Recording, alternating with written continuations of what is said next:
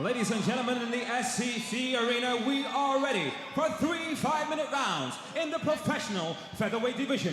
Introducing first, fighting out of the blue corner. He stands 5 feet 11 inches tall and weighed in officially at 145 pounds.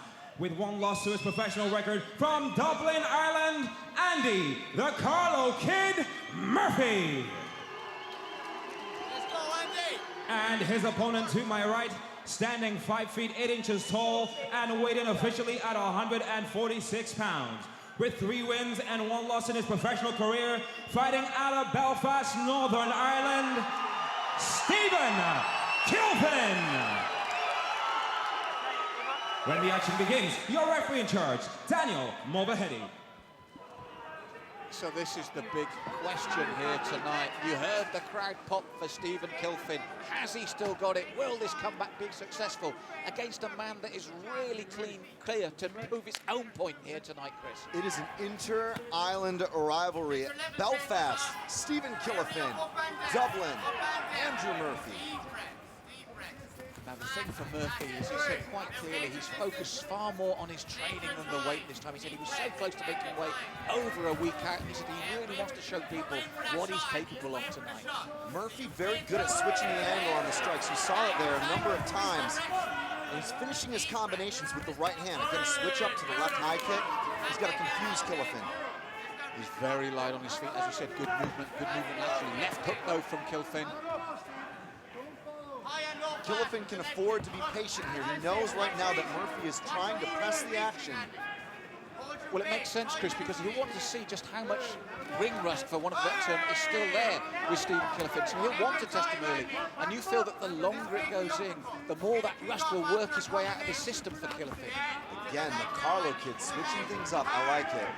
Remaining unpredictable and mobile. You can see, though, Kilfin is loading up. It only takes one. This guy's got power, and he's got accuracy, and he's got more experience. Kilfin backing off. Yes, in the straight line there, he'll have to work that. As we said, getting the rust out of his system here. There's the lateral movement. Suddenly comes forward with a dangerous left hook. Murphy slips the second one and looks for his own right, and a nice left roundhouse right-hand combination from the Carlow Kid. Beautiful check hook there off that kick. And I think it's the right tactic, Chris. I would be asking questions of Kilfin immediately to say, look, why did you come back? He really wants to show him it's not the right idea. The Carlow Kid, now for the first time, backing off, and Kilfin looks a little bit more loose and comfortable right now. Left hook to a right hand. That left hook is a dangerous weapon, Chris. You can see, very powerful. Throws it very short. Hands dropping here for Kilfin, bouncing on the toes. He's doing a very good job of slipping the punches that right now seem to come up just a little bit short from the Carlow Kid. That right roundhouse to the head, though, almost landed. And again, nice movement, and he's pushing forward again. And this is another question, Chris, coming back after that layoff. How much will Kilfin have in the tank across 3 rounds? That's another question to be answered with the pace that Murphy is setting. And the volume of strikes in what's been essentially a glorified boxing bout right now.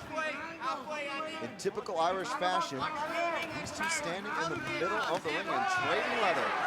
Big blitz here from Kilfin, big punches, alternating and a left hook, that's it! That was the danger weapon, that's what we said. You heard the crowd respond. Now he walked Andrew Murphy down, was willing to take the punishment to get that left hook going.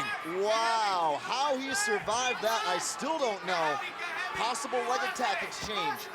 And it's Kilfin looking for the knee bar. Kilfin gives his back, big punches and a knee, both to the upright. He had a real opportunity there, Chris, as you said, all from that left hook, but Murphy is back on his feet, and Kilfin might regret this later. The crowd, you can hear them respond to that left hook and then the follow-up.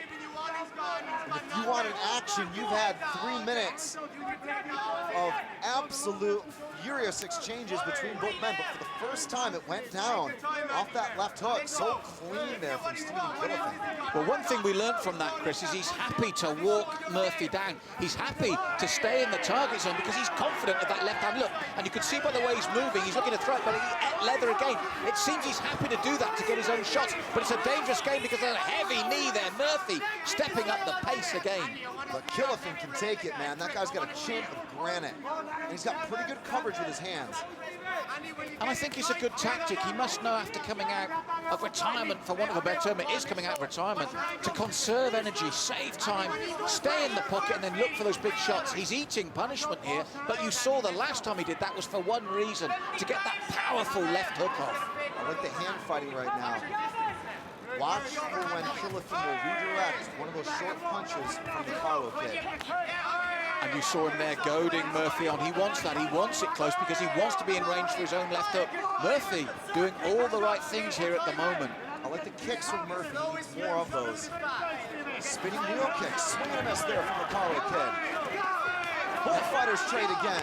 Here's the problem for Kilfin, what he has to take to get that left hook going. Now, the first time, he had to eat a right hand. The second time, he landed the left hook clean. But now Murphy stays in the pocket with him. Superb opening round, Chris. Nice check there from Kilfin.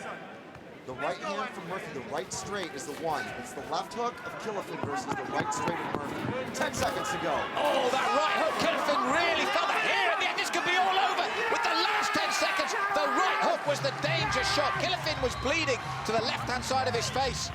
The Carlow Kid goes 1-1 in BAMMA, and the Belfast crowd goes silent as Kilfin collapses. What a win and what a performance, and what was a back-and-forth fight for Andrew Murphy. Oh, it was a superb opening round, and it was the left hook versus the right hook.